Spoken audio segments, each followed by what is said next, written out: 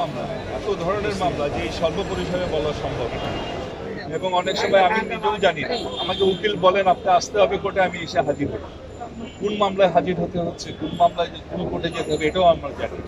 উকিল বলে যে অমুক জায়গায় যান, অমুক জায়গায় চলে, এই বিষয়ে মামলা, তখন আমরা শুনি।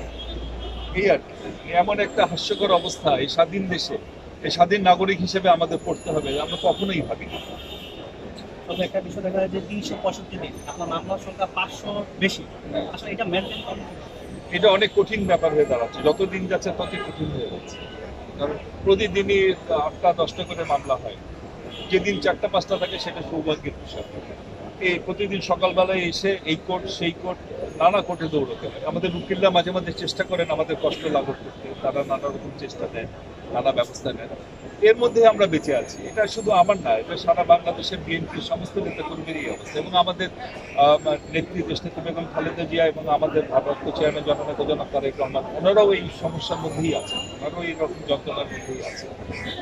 আচ্ছা ভাই, এই যে মাঝে মধ্যে আপনারা দেখেছেন যে আমাদের ভারপ্রাপ্ত চেয়ারম্যানকে নানা রকম সাজা দেওয়া হচ্ছে, এবং আমাদের নেতৃত্বে আপনারা তো জানেনই যে অন্যায়ভাবে কিভাবে মানে সকল মানবতার সমস্ত দিক উপেক্ষা করে তাকে কিভাবে বছরের পর বছর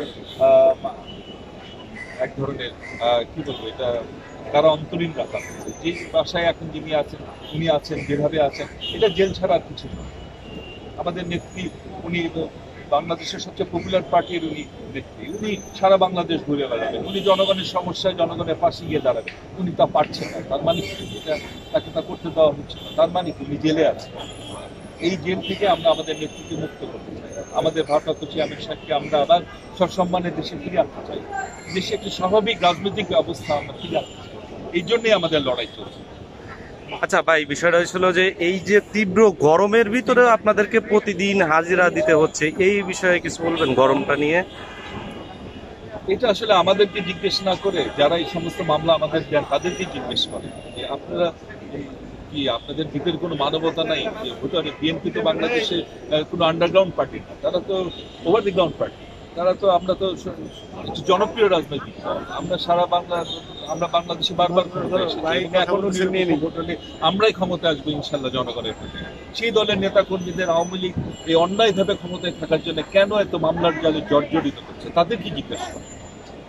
এখানে আমাদের ইশাক ভাই কিছুদিন আগে এসে বলছিল তার এত মামলা, সেই মামলার ক্ষেত্রে তাকে নাকি আদালত পাড়ায় বাসা ভাড়া নিতে হবে। সে আপনি এই বিষয়ে কি বলেন? সেটাই কি, সেটাও একটা সেরকমই, যেমন উকিলরা তাদের মামলা কার্যক্রম পরিচালনায় সহজ করার জন্য তারা এই কোর্টের আশেপাশে বাসা ভাড়া নেয়। এখন আমাদের আসামিদেরও আমাদের চিন্তা করতে হচ্ছে যে আমাদের উকিলদের চেয়ে তো কম আসতে হয় না, আমাদের কোনো কোনো ক্ষেত্রে উকিলদের চেয়েও বেশি আমাদের কোর্টে আসতে হয়। আমাদেরকেও সম্ভবত আশেপাশে কোথাও বাসা ভাড়া নিতে হবে, এছাড়া তো কোনো মতে খুলে উঠতে পারছে না। থ্যাংক ইউ ভাই।